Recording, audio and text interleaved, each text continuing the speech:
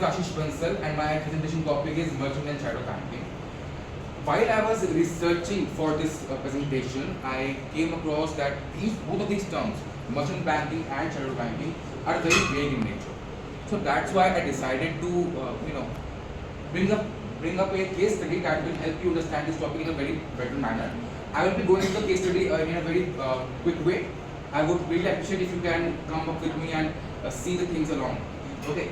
So there is a company called Worldwide Brewing from Australia who is into alcoholic beverages. They want to get into the markets of southern world of Hong Kong, Malaysia, New Zealand, Singapore, and you understand the regions. Okay. So they decided that they will be acquiring a new company. So they asked me to give them the potential list of companies that they can acquire. I gave them a potential list of companies. These are 5 companies: Happy Hour, Spirit Way, Hamster Alley, and all. I gave them this report back.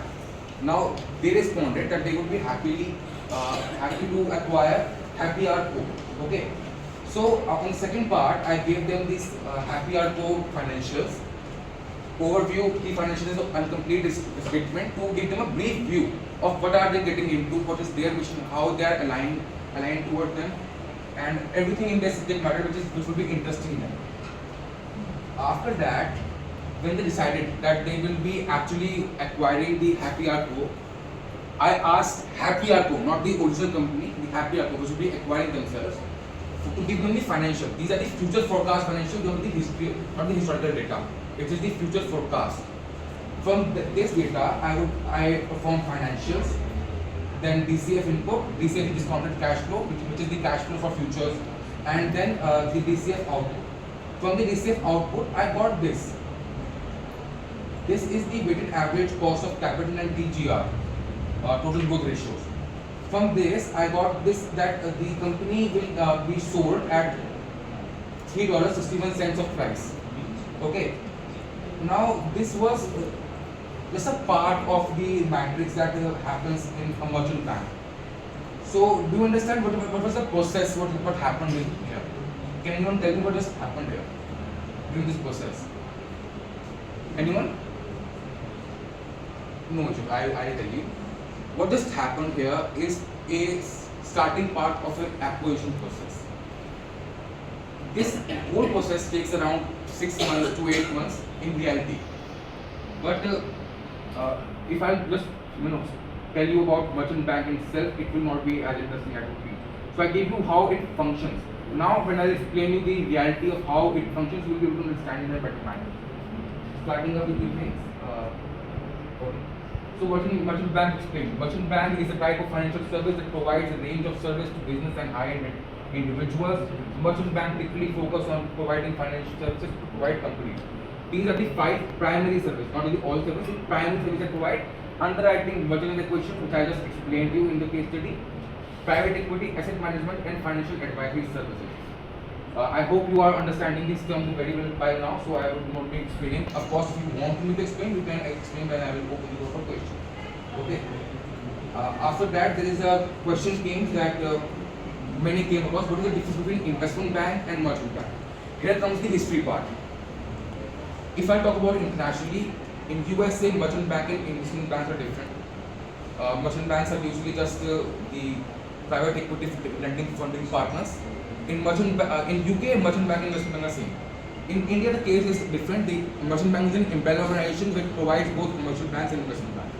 So it's the broader term in India. Also, if you are taking into consideration, investment banks take contracts from companies only. Merchant banks only take from high net worth individuals. Merchant banks are usually higher risky, and investment banks are comparatively less risky. Now coming to the second part, shadow bank. When I tell you the term shadow, what comes into your mind? Please, anyone? Shadow से क्या mind में आता है? Please, it will be interesting, very interesting. Come on. Okay, no issues. So from shadow, you can understand like something fishy, something not disclosable. Okay, I have given us a picture of a duck here. Can anyone tell me why there is a duck over here? Why are we using out of context thing over a presentation. Anyone? This term shadow banking came into the world in 2007 by the person who coined this term, Paul McConoy. He in his speech used this term, and I would like to repeat with me. Many financial institutions that act like a bank are not supervised like a bank. If it looks like a duck, quacks like a duck, and acts like a duck, then it is a duck, or so the saying goes. But what about an institution that looks like a bank, acts like a bank? Often it is not a bank, it is a shadow bank. What you understand by this statement is that shadow banks are nothing but similar as bank, but they don't get regulated by any authorities. Why this term has been not popularized in India as well? Because this term was popularized during the 2008 Lehman Brothers tragedy, recession I would say. During that time, the recession was mainly focused because of the shadow banking activities that would happen in the black side of the economics. The glimpse of whole shadow banking part can be explained with this one term, maturity transformation.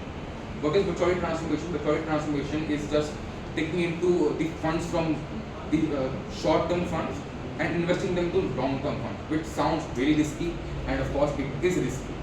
It requires continuous flow of money in the market, liquidity crunch and all. Thereby that time a term called fire sales was happened. The investors lost trust in the market and they quenched away all the investments that was there. That's why when the shadow banking part, if I am not wrong, during 2009, just after the 2008 recession, 67 trillion was the value of shadow banking transactions.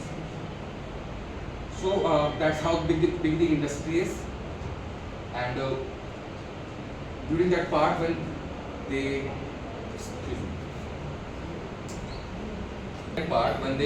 actually started to acquire during the 2008 recession. After that, when the properties, of course you know that Lehman Brothers was actually a property scam, and that's why recession came. When the things got down and every investor wants to get back their money, and that's how maturity transformation fired back to them, and it collapsed the shadow banking strategy, and that then where Paul McConoy gave this term shadow banking that came into place today. Alright, so now I guess I am open for questions. Anyone? Yes, please. What are the examples of shadow banking? See, shadow banks are not exactly an individual unit in its own. Okay, shadow bank could be a part of an institution. Like for example, Citibank. In India, it's called Real Land Bank, then acquired by Citibank. Was highly known for its shadow banking activities. Now it is of course not acquired, but its operation has been handed over to Axis Bank. But yeah, that could be an example, because on the surface level they don't work as a shadow bank. They work under the cloth. What they actually are doing? They are actually All the underwriting when merger works are done by the bank. okay. What they actually are doing? What shadow banks are doing? You're asking this question. Okay. Shadow banks do exactly the same thing what the bank do. Okay. These are from the individuals who are ready to take. Interesting to say, is it legalized? Yes. What they are doing? Exactly. In countries, some countries, in India, it is partially legalized. It is partially legalized. You have to give them disclosure that you are doing something, but you can, if you are into shadow banking, there is a FSB, there is a act in the finance. I'm not calling the name, unfortunately, but you are free to not disclose the exact transaction terminologies, but you have to disclose that you are into shadow banking. Yes, that's the case. Okay. Anything else? Any other question? Anyone? Thank you, sir. Want some questions? Oh, thank you so much, guys.